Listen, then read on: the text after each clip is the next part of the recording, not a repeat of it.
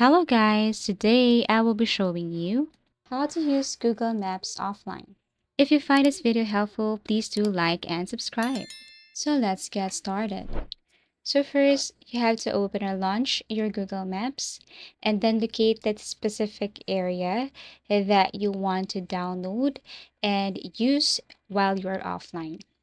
Tap on your profile, scroll down and tap on offline maps right here.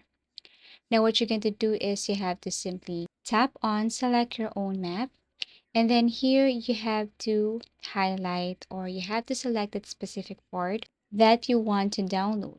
Once downloaded, that map area that you have selected will be available even without Wi-Fi or mobile data. So you can use it for searching places, getting directions, navigation by car, but not for walking, biking, or public transportation. So here, tap on download, and it will take some time for you to download this Google map. But once done, you can go to offline maps and you can open your map right here. And again, you can use this once you open this without Wi-Fi or mobile data. You can start searching for places and getting directions using your Google map even if you're offline. Thank you for watching and see you again in our next video tutorials.